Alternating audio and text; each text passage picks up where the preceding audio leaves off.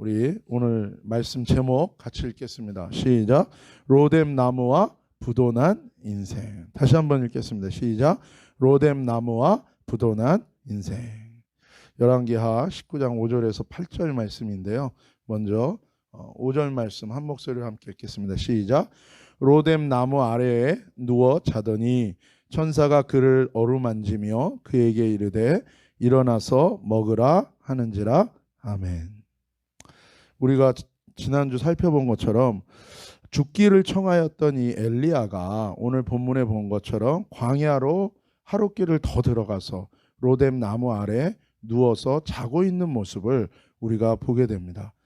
사실 이게 나무긴 나무인데요. 이 로뎀 나무는 다른 시띠임 나무, 성경에 나오는 시띠임 나무는 아카시아 나무를 얘기하고요.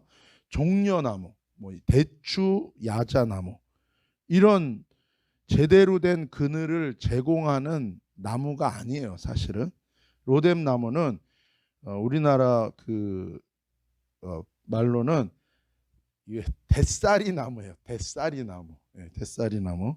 그래서 이런 거예요. 이런 거. 그래서 보이시죠? 네, 저 뒤에 있는 저런 나무들하고는 달라요. 그래서 그늘도 거의 없다시피 하는 네, 이런 나무예요. 그래서 어떤 분들은 그렇게 얘기합니다. 엘리야가 로뎀 나무 밑에 누웠다는 거는 그냥 사진에서 보는 것처럼 큰 그늘을 제공하는 게 아니기 때문에 그냥 죽으려고 그 옆에 누웠다라고 얘기해요. 어쨌든 낮에 이 광야에서 해를 피할 수 없는 이 광야에서 그가 도망가 멈춰서 그대로 그냥 죽음 앞에 엎어진 겁니다. 엎어진 그 나무가 사실 그에게 큰 그늘을 제공할 수 없는 나무인 거죠. 어쩌면 그 광야에서 그를 가리워줄 수 있는 것을 찾는 것 자체가 불가능한지도 모르겠어요. 기껏 찾은 것이 그냥 로뎀 나무일 뿐인 거예요.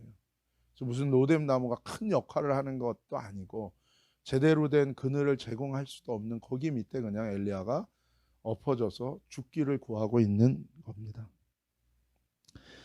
사실 이게 영적으로는 어떻게 보면 아담과 하와가 범죄하고 그 스스로 자신을 나뭇잎으로 가리고 그렇게 뭔가 자기가 범죄한 이후에 하나님과 끊어진 이후에 그가 자기 인생을 뭔가 메이크업하고 자기 인생을 끌고 가려고 시도하는 그런 모습처럼 또 광야에서 이 하나님의 구름 기둥, 불 기둥이 이 이스라엘 백성을 인도하신 거잖아요.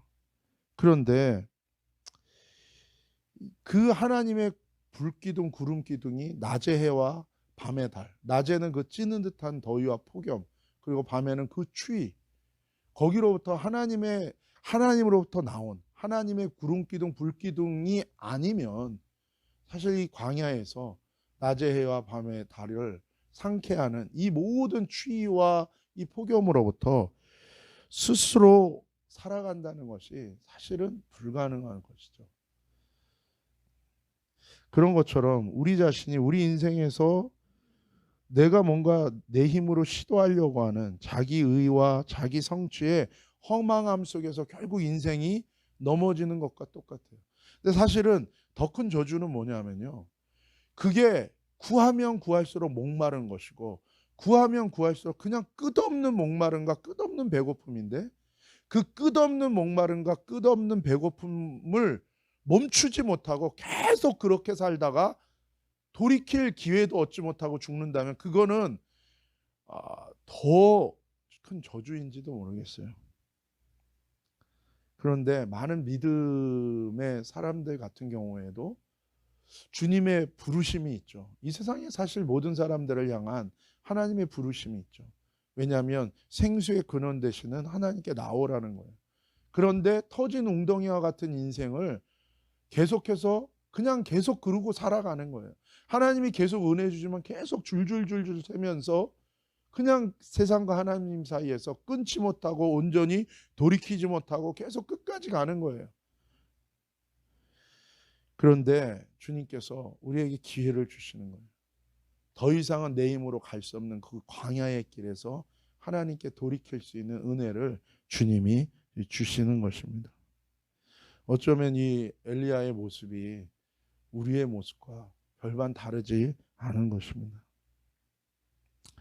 사실 이 엘리야의 모습은 광야에 엎드려져 멸망당한 자신의 조상 그 이집트에서 구원받았던 이스라엘 백성들 같이 자신에게 갇힌 거예요.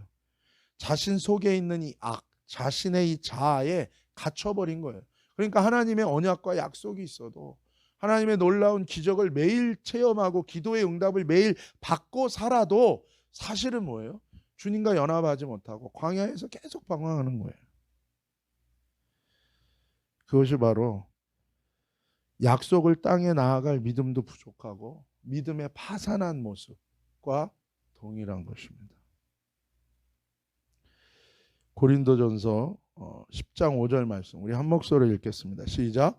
그러나 그들의 다수를 하나님이 기뻐하지 아니하셨으므로 그들이 광야에서 멸망을 받았느니라.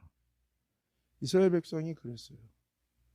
하나님의 은혜도 받고 하나님의 축복도 받고 하나님으로 인하여 구원이 시작됐어요. 그런데 뭐예요? 여전히 하나님과 온전히 연합하지 못하는 거예요. 그러니까 약속이 있는데도, 하나님이 도와주시는데도 가나안에 사실 들어가지를 못하고 가나안에서 방황하는 거예요. 그런데 여전히 불기둥 구름기둥 하나님의 은혜는 계속해서 오거든요. 그러니까 그럴 때마다 사실은 나는 하나님의 자녀야.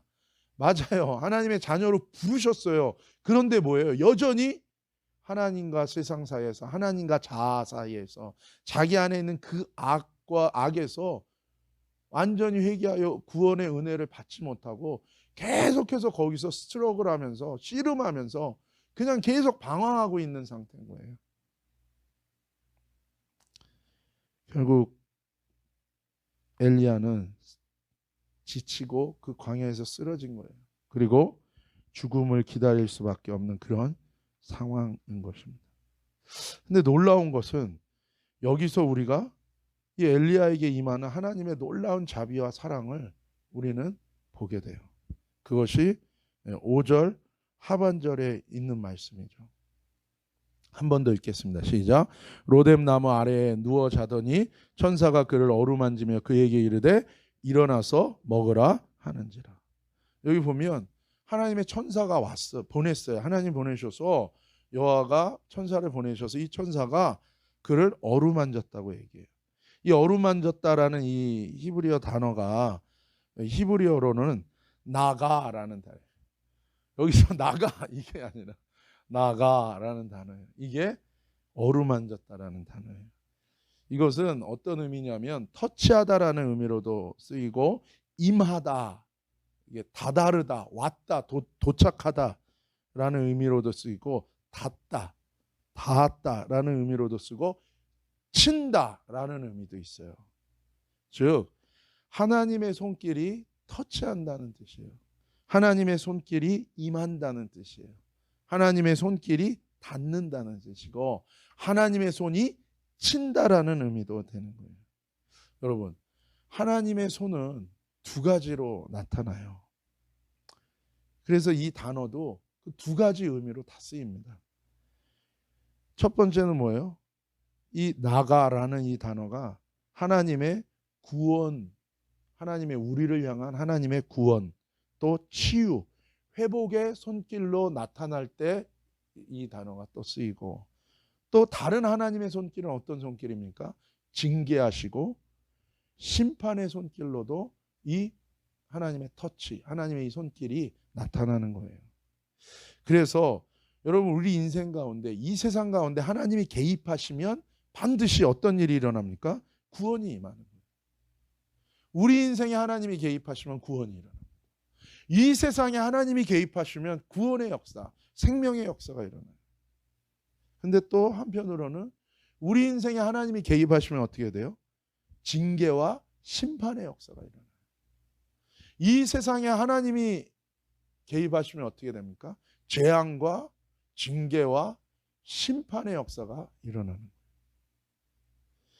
그때까지는 하나님이 기다리시고 또 지켜보시는 거예요.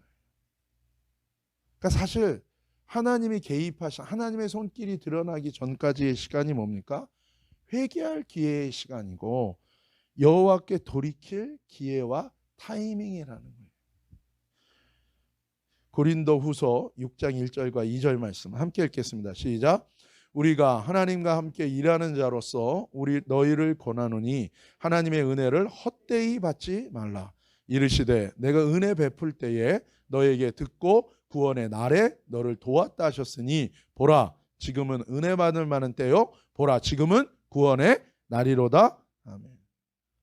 뭐가 하나님의 은혜를 헛되이 받는 겁니까? 문제만 해결하고 또 하나님을 버리고 하나님과 멀어지고 하나님을 떠나 자기의 길을 가는 거예요. 근데 은혜와 구원은 언제 옵니까? 하나님께 구하고 하나님께 나아오는 자에게 오는 거예요. 하나님이 왜 은혜를 주십니까? 왜 축복하십니까? 하나님 원하는 건 뭐예요? 이제 너가 나를 떠나서는 살 수 없기 때문에 이제 나와 연합한 인생이 되라는 거예요. 하나님은 역사하십니다. 하나님은 인도하십니다. 하나님은 개입하세요. 그렇기 때문에 우리에게 회개하라고 하는 거예요.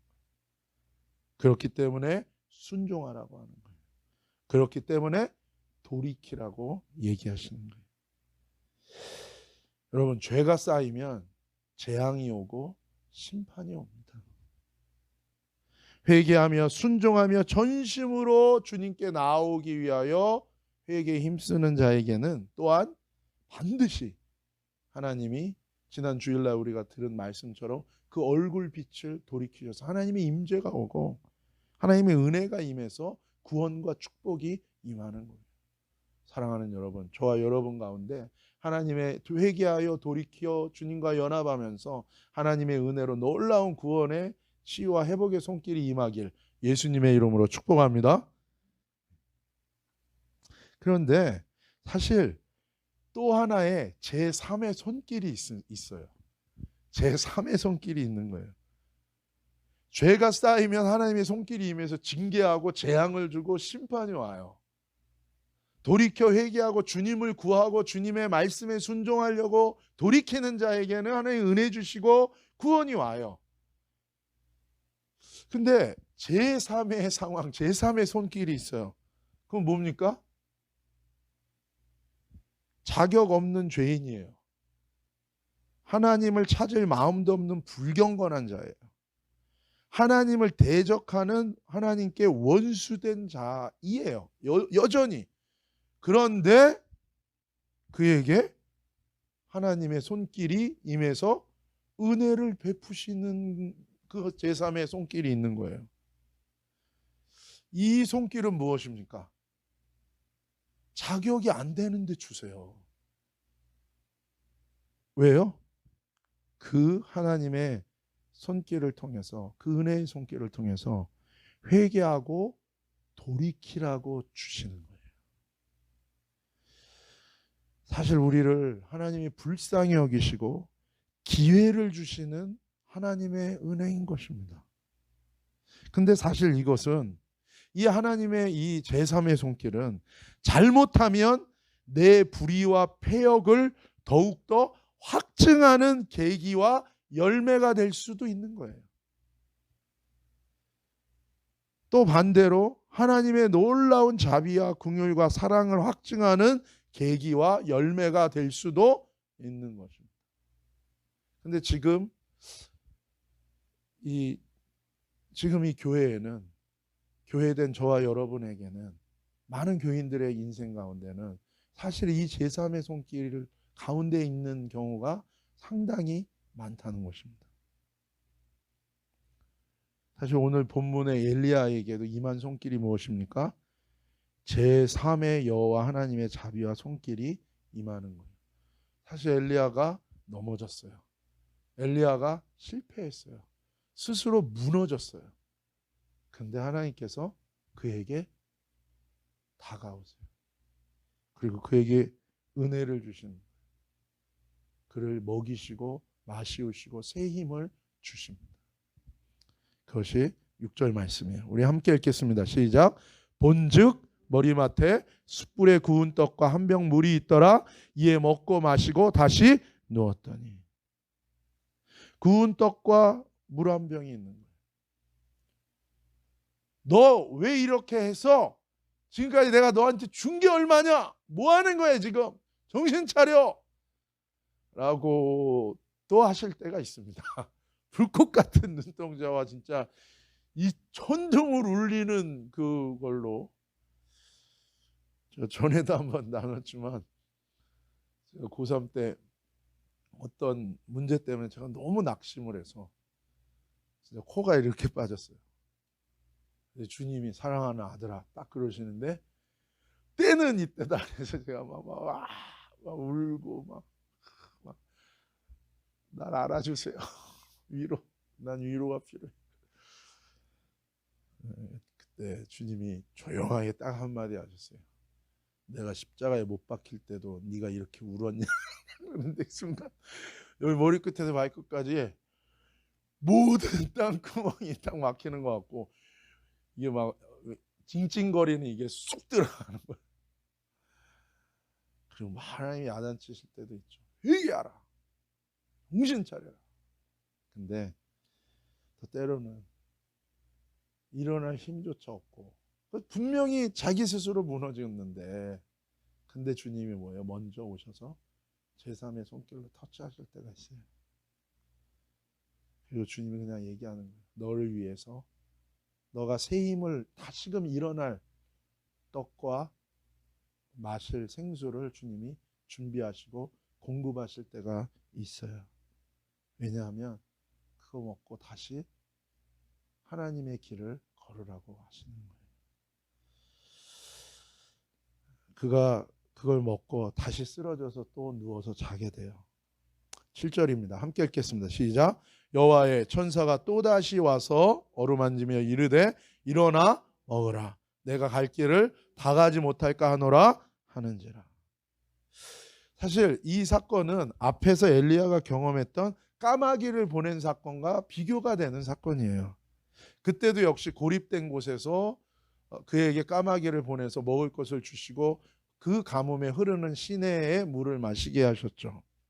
근데 이번에는 뭐예요? 직접 하나님의 사자인 천사가 나타나서 그를 돌보고 먹이고 또 마시게 하는 것을 보게 돼요.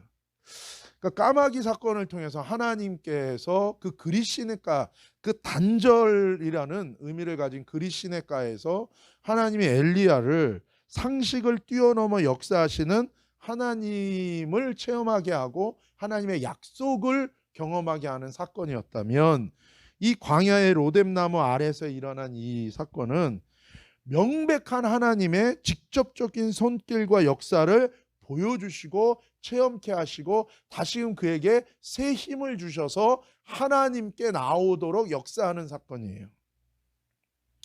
이세벨이 죽이겠다고 그 두려움을 준 거죠.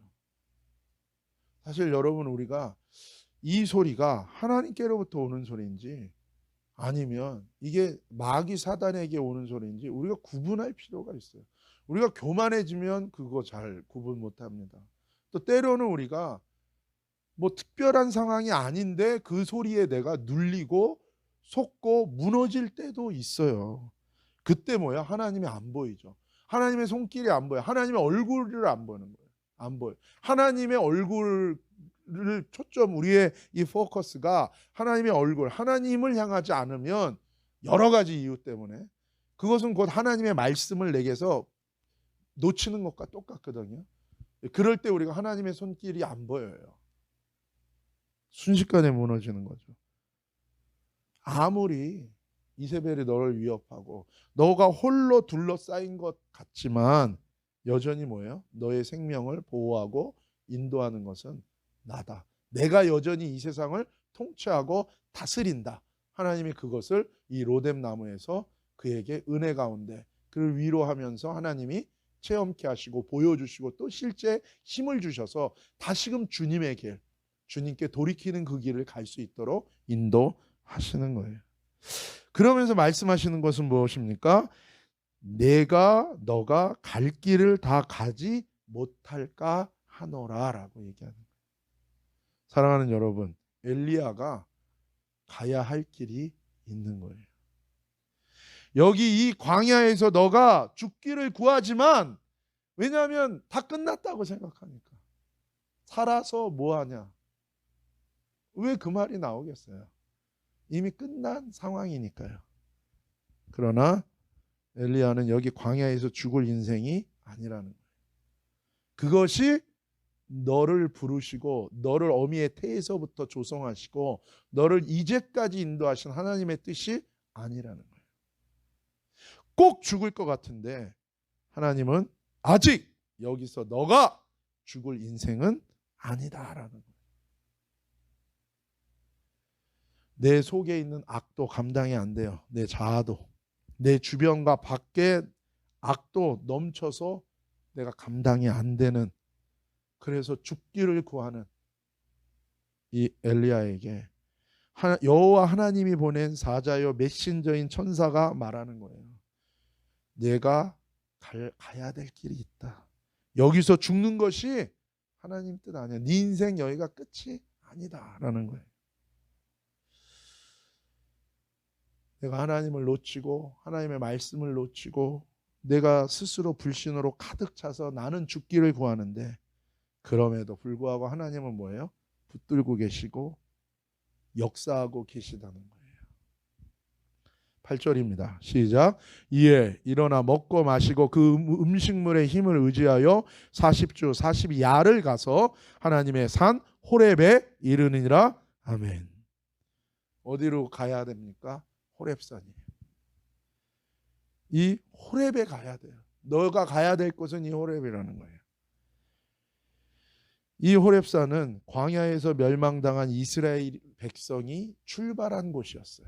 그리고 가나안에 들어간 이스라엘 후손이 출발한 곳이 이 호렙산이었어요. 하나님의 모든 백성이 출발한 곳, 거기로 돌아가야 돼요. 이 호렙산은 하나님의 말씀을 받은 곳입니다. 오순절 날 이 하나님의 말씀을 받았죠. 하나님의 오순절 날 하나님의 영이 임해요. 하나님의 말씀을 받은, 하나님의 법을, 하나님의 말씀을 받은 그 인생 가운데 하나님의 영이 인도하는 거예요. 여러분, 내 인생의 기초입니다. 내 인생의 기초를 무엇에 두고 사느냐에 따라서 우리 인생이 완전히 달라지는 거죠. 내 인생이 흔들리고 내 인생이 붕괴됐을 때 사실은 그것을 통해서 하나님이 내 기초를 드러내시는 거예요. 우리가 흔히 내 민낯이 드러난다 그러는데, 숨겨진 내 실체와 내 본질을 하나님이 드러내실 때가 있어요. 내 인생이 너무 흔들리면서, 내 인생이 붕괴되면서 때로는 내 기초가 드러나고 내 인생의 민낯과 내 인생의 이 실체가 드러나게 하세요. 그러면서 뭐예요? 너가 내 위에 털을 지은 게 아니다. 다시금 내 말씀 위에 네 인생의 털을 세우라고 주님이 하시는 거예요. 반석 대신 그리스도 위에 세우라는 것입니다. 우리 말씀이 좀 긴데 한번 저와 여러분이 한 절씩 교독하겠습니다. 제가 먼저 읽을게요. 이러므로 그들의 열매로 그들을 알리라. 나더러 주여 주여 하는 자마다 다 천국에 들어갈 것이 아니요 다만 하늘에 계신 내 아버지의 뜻대로 행하는 자라야 들어가리라. 그날에 많은 사람이 나더러 이르되 주여 주여 우리가 주의 이름으로 선지자 노릇하며 주의 이름으로 귀신을 쫓아내며 주의 이름으로 많은 권능을 행하지 아니하였나이까 하리니, 그때 내가 그들에게 밝히 말하되 내가 너희를 도무지 알지 못하니 불법을 행하는 자들아 내게서 떠나가라 하리라. 그러므로 누구든지 나의 이 말을 듣고 행하는 자는 그 집을 반석 위에 지은 지혜로운 사람 같으리니, 비가 내리고 창수가 나고 바람이 불어 그 집에 부딪히되 무너지지 아니하나니 이는 주초를 반석 위에 놓은 까닭이요 나의 이 말을 듣고 행하지 아니하는 자는 그 집을 모래 위에 지은 어리석은 사람 같으리니. 함께 읽겠습니다. 비가 내리고 창수가 나고 바람이 불어 그 집에 부딪힘에 무너져 그 무너짐이 심하니라. 아멘. 우리 밑바닥을 드러내셔서 우리로 다시금 무너지지 않는 참된 우리 인생의 참된 기초, 터 되시는 예수 그리스도, 말씀 대신 예수 그리스도, 그분의 말씀, 여호와 하나님께 뿌리 박은 인생으로 우리를 다시금 세우기를 원하시는 거예요. 다윗의 인생을 하나님이 그렇게 세우셨어요. 온갖 가지 고난과 배반과 모함과 여러 가지 것들을 통해서 그 인생을 뭐예요? 시냇가에 뿌리 내린 심기어진 나무와 같이 세운 거예요. 시냇가에 심은 나무처럼 그 인생은 그 잎이 항상 푸르르며 열매가 가득한 인생이 되는 거예요. 내 인생이 열매 맺는 인생이 되기를 많은 사람들이 구해요. 그런데 우리가 먼저 우리의 인생의 기초가 어디 세워졌는가를 우리가 돌아봐야 되는 거예요. 내 뿌리가 어디에 내리고 있냐는 거예요. 하나님의 말씀의 뿌리를 내리고 있는가라는 것을 먼저 봐야 되는 거예요. 진짜로 내가 회개하여 돌이켜 그분과 연합한 은혜 가운데 들어가 거듭남의 생명의 역사 가운데 있는지, 그럴 때 내 인생의 기초와 뿌리가 그분의 말씀 여호와께 뿌리 박은 인생이 될 때 사실 우리 인생 가운데 하나님의 놀라운 역사하심은 자연스럽게 일어나고 열매가 가득한 인생이 된다는 것입니다. 이것이 하나님의 놀라운 손길을 엘리야에게 다시금 베푸시며 그를 가야 될 곳, 다시금 돌아가서 다시금 무너진 그를 세우고 시작하는 호렙산으로 인도하시는 하나님의 뜻이라는 거예요. 이것이 하나님이 우리에게 주시기를 원하는 회복의 시작이고 구원의 시작이고 은혜와 축복의 목적이요 결론인 것입니다. 사랑하는 여러분, 저와 여러분, 우리 안에 있는 모든 교만과 음란과 불신과 거짓을 우리가 내어버리고 그 내 안에 있는 악에서부터 떠나서 여호와께 회개하며 여호와께 돌이키며 여호와를 구할 때 예수 그리스도의 그 십자가의 보혈의 능력이 저와 여러분 가운데 임하는 승리하는 한 주간이 될 줄로 믿습니다. 그 은혜와 축복이 임하는 한 주간 되시기를 예수님의 이름으로 축복합니다. 기도하시겠습니다. 거룩하신 아버지 하나님 감사합니다. 엘리야가 죽기를 거하며 아버지 하나님 그 로뎀의 자리에 나아가 쓰러졌을 때 하나님의 그 손길로 다시금 그를 세우셔서 하나님의 길, 다시금 우리의 인생의 기초를 놓아야 되는 그 호렙, 하나님의 말씀과 예수 그리스도께 나아가는 그 자리로 인도하시는 은혜를 감사드립니다. 하나님, 내 인생도 하나님이 그렇게 흔드셨고 그렇게 무너뜨리셨고 그렇게 새롭게 조성하셔서 아버지와 반석되시고 우리의 인생의 터를 예수 그리스도 위에 세우기를 원하시는 주님, 하나님, 우리가 다시금 이 한 주간이 내 안에 있는 모든 교만과 내 안에 있는 모든 음란과 내 안에 있는 모든 불신과 내 안에 있는 모든 거짓으로부터 돌이켜 끊어져 여호와 하나님 예수 그리스도의 믿음과 생명으로 연합하는 이기고 승리하는 은혜의 한 주간이 되게 하여 주옵소서. 붙들어 주옵소서. 거룩하신 예수님의 이름으로 감사하며 기도 올리옵나이다. 아멘.